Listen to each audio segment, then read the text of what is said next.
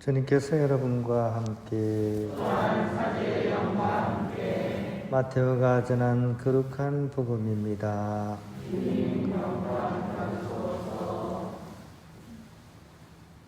그때 예수님께서는 군중을 보시고 산으로 오르셨다. 그분께서 자리에 앉으시자 제자들이 그분께 다가왔다. 예수님께서 입을 여시어 그들을 이렇게 가르치셨다. 행복하여라 마음이 가난한 사람들, 하늘나라가 그들의 것이다. 행복하여라 슬퍼하는 사람들, 그들은 위로를 받을 것이다. 행복하여라 온유한 사람들, 그들은 땅을 차지할 것이다. 행복하여라 의로움에 줄이고 목마른 사람들, 그들은 흡족해질 것이다. 행복하여라 자비로운 사람들, 그들은 자비를 입을 것이다. 행복하여라 마음이 깨끗한 사람들, 그들은 하느님을 볼 것이다. 행복하여라 평화를 이루는 사람들, 그들은 하느님의 자녀라 불릴 것이다. 행복하여라 의로움 때문에 박해를 받는 사람들, 하늘나라가 그들의 것이다. 사람들이 나 때문에 너희를 모욕하고 박해하며 너희를 거슬러 거짓으로 온갖 사악한 말을 하면 너희는 행복하다. 기뻐하고 즐거워하여라. 너희가 하늘에서 받을 상이 크다. 주님의 말씀입니다. 평안을 빕니다. 인생에 있어서 가장 중요한 세 부류의 사람이 있다면 첫째는 이제 부모님이고, 그죠? 그 다음에 친구고, 그 다음이 스승입니다. 그래서 인생을 살아가는 데 있어서 좋은 스승을 만나는 것은 큰 복이라고 이렇게 할 수 있습니다. 그런 점에 있어서 저는 세례명이 베네딕토잖아요, 그죠? 복받은 이런 뜻입니다. 그런 점에 있어서 인복은 있는 것 같아요. 아주 좋은 선생님이 한 분 계십니다. 송도에 지금 계시는 조광호 신부님이 이제 스승 신부님이신데, 미술에 관한 이제 스승이기도 하시지만 또한 이제 사제 생활을 하는 데 있어서도 이렇게 경험이 많고 그러시다 보니까 굉장히 지혜로운 말씀을 잘 해주셔서 저한테는 참 좋은 그런 스승님의 역할을 해주십니다. 그래서 가끔씩 이렇게 송도에 가서 신부님의 말씀을 들을 때가 있습니다. 근데 워낙에 이렇게 인생을 폭넓게 살아오셔가지고 만나신 분들이 굉장히 많아요. 아주 뭐 유명 인사들도 많고, 그래서 이제 그분들 얘기를 듣다 보면 정말 특이하신 분들도 있고, 또 감동적인 분들의 그런 이야기, 그런 얘기도 이제 곧잘 주워 듣곤 합니다. 최근에 들었던 한 독일 수녀님 이야기가 좀 이렇게 오늘 복음을 묵상하니까 떠오르더라고요. 이 조광호 신부님이 젊은 시절 미술을 배우기 위해서 이제 유학을 떠나서 독일에서 이제 공부를 하시던 중에 이제 어느 수녀원 이렇게 새벽 미사를 맡게 되셨대요. 그런데 한참 이제 그림을 그릴 때라서 막 밤새워서 작업을 곧잘 하시는데, 그날도 막 밤을 새워가지고 그림을 그리고 비틀비틀거리시면서 이제 수녀원 미사를 가셨대요. 그래가지고 이제 비몽사몽간에 수녀원에 이제 새벽 미사를 탁 해주면서 미사를 드리는지 안 드리는지 그것도 모를 정도로 그래 피곤하셨대요. 문득 정신을 딱 차려보니까 지금 성체를 나눠주고 계시더래요. 그런데 자기가 이렇게 하는 말을, 내가 무슨 말을 하는지 이제 생각해보니까 주께서 여러분과 함께, 주께서 여러분과 함께 이러면서 계속 성체를 나눠주고 계시더래요. 그리스도의 몸 해야 되는데, 그래서 막 너무 미안하고 또 당황스러워가지고 미사가 끝난 뒤에 이제 그 원장 스님한테 정말 미안하게 됐다고, 내가 이렇게 나도 모르게 너무 피곤해서 뭐 그렇게 됐다고 하니까 그 수녀님이 빙긋이 웃으시면서 괜찮다고, 그리스도의 몸이나 주께서 여러분과 함께나 다 같은 말 아니냐 이러면서 이제 오히려 위로를 해주고 또 이제 격려를 해주는 그 말씀에 오히려 걱정했던 마음이 풀리고 편안해진 그런 체험을 하셨다고 이렇게 하셨습니다. 그리고 그 수녀님이 참 대인배였다고 그러시더라고요. 그래 이제 막 그 당시에 심장인가 하여튼 폐인가 하여튼 큰 수술을 대수술을 하실 때 가슴을 막 열고, 근데 그런 수술을 하고 나서 나와서 의사 선생님하고 얘기를 하는데 이것이 웃으면서 선생님 제 심장이 까맣던가요 하얗던가요 하면서 막 농담을 막 하시면서 이제 어떻게 보면 초연한 거죠, 그죠? 그 수녀님이 이제 굉장히 그렇게 대인배셨다고 이렇게 얘기를 하시더라고요. 물론 뭐 개인의 기질일 수도 있겠지만 이 수녀님은 어떻게 그렇게 일상사의 크다란 그런 희노애락 가운데서도 그렇게 마음의 평화를 유지하면서 담담하고도 또 담대하게 살아갈 수 있었을까? 그것이 알고 싶다. 이것이 이제 오늘 저희 질문입니다. 그 비결을 담고 있는 것이 저는 오늘 복음이라는 생각이 듭니다. 진복팔단이죠, 그죠? 참된 이렇게 행복, 참된 기쁨에 대한 그런 말씀입니다. 이 말씀은 마테오 복음, 오늘 우리가 들은 복음에 나오고, 또 하나는 이제 루카 복음서에 또 이 진복팔단이 나옵니다. 약간 뉘앙스는 차이는 있지만 전체적인 내용은 비슷한 내용입니다.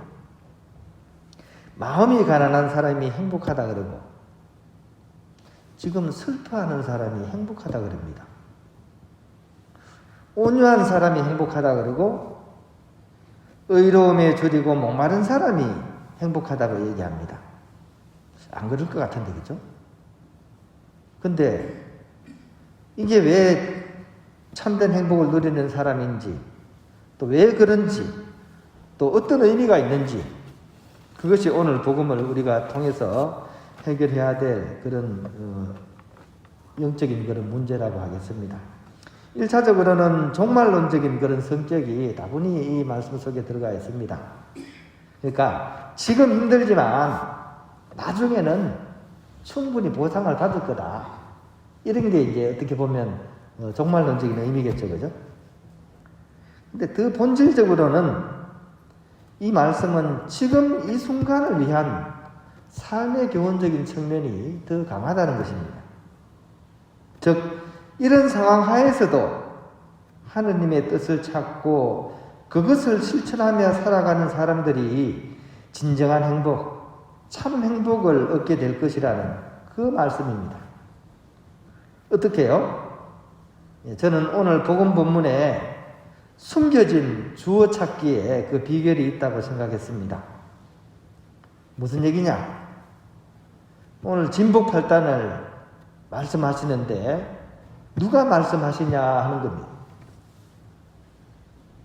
누가 말씀하시죠? 예수님께서 말씀하시잖아요. 그죠? 너무 당연해가지고 안 놀라시는 것 같아요. 근데 우리는 결코 이것을 잊어버려서는 안 됩니다. 다른 얘기로, 그죠? 예수 그리스도야말로 우리 모두의 참 행복이라는 겁니다. 즉, 그분에게 모든 행복의 근원이 있다는 것. 이 가장 기본적이고 근본적인 이 주어를 통해서 그 뒤에 문구를 봐야지 이것이 진정으로 다가온다는 거죠. 앞에서 말씀드린 그 대인배 소녀님은 평상시에 온 마음이 바로 주님이신 예수님께 닿아 있었기 때문에 삶의 모든 굴곡 앞에서도 마음의 평화가 가능하셨을 것입니다. 우리도 마찬가지입니다. 진복팔단이라는 그 손가락 끝을 통해서 결국 달이신 그리스도를 만나는 것이 우리에게 가장 중요한 것입니다. 여기에 모든 신앙의 궁극적인 목적이 있다는 것이죠. 그래서 오늘 복음에 의로움에 줄이고 목마른 사람들, 그들은 흡족해질 것이다 하는 이 말씀이 좀 더 저한테는 찡하게 와닿습니다. 왜냐하면 이 말씀 속에 이 복음서를 쓰던 그 순간에 그 현장의 느낌이 담겨져 있기 때문입니다. 의로움에 줄이고 목마른 사람들. 무슨 얘기입니까? 이 당시 사회가 살만했다는 세상일까요? 그게 아니죠.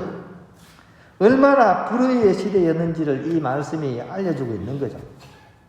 의로움에 줄이고 목마르다. 의가 없다는 얘기잖아요. 그런 가운데서 살아가는 그 사람들의 실정이 이 안에 담겨져 있습니다. 짐작이 가는 말씀이죠. 근데 이 말씀은 우리가 살아가는 이 시대하고도 똑같은 상황 아니겠습니까? 그죠? 2000년이 지난 후 지금 우리의 세대는 어떻습니까?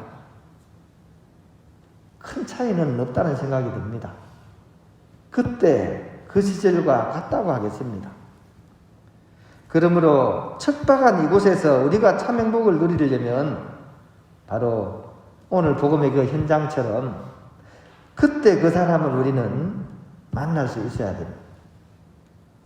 이것이 우리에게 있어서 가장 중요한 일이고, 그리고 무작정 그런 현실을 참고 견디는 데 의미가 있는 것이 아니라 오히려 하느님과 함께하는 깨어있는 삶의 투신을 통해서 우리에게 지금 펼쳐져 있는 이 불의한 현실을 정화시키고 또 변화시켜 나갈 수 있도록 다 함께 손을 잡고 노력해야 된다는 부분, 이것이 또한 우리에게 주어진 두 번째 의미입니다. 그렇기 때문에 오늘 진복8단의 뒷부분에 나오죠. 사람들이 나 때문에 너희를 모욕하고 박해하며 거짓으로 온갖 사악한 말을 하면 너희는 행복하다. 기뻐하고 즐거워하여라. 받을 상이 크다. 무슨 얘기입니까? 가만히 있는 사람이 이렇게 박해를 안 받겠죠.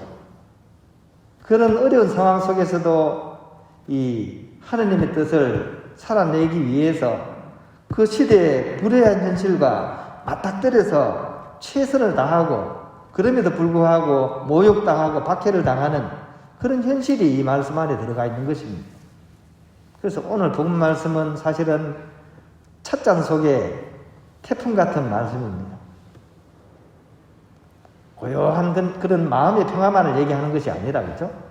그런 폭풍과 같은 현실 속에서도 우리 마음을 잃어버리지 않고 주님과 함께 꼿꼿이 서서 우리에게 주어진 이 삶의 자리에서 이렇게 진정으로 하느님의 뜻을 이루기 위해서 우리가 함께 노력해 나가야 되는 그런 삶의 현장을 우리에게 알려주고 있는 것입니다. 오늘 다시 한번 진복8단의 그런 말씀을 잘 성찰해서 내 삶의 자리로 끌고 와서 내가 이 자리에서 과연 어떻게 무엇을 살아야 될 것인지를 한번 이렇게 성찰해 보면 좋겠습니다. 그리고 그 핵심은 다른 무엇이 아닌 주님과 함께라는 것이죠. 이 말씀을 하시는 주님과 함께 우리에게 주어진 이 현실을 그렇게 하느님 나라로 바꾸어 나갈 수 있는 그런 지혜로운 그리스도인이 되었으면 좋겠습니다.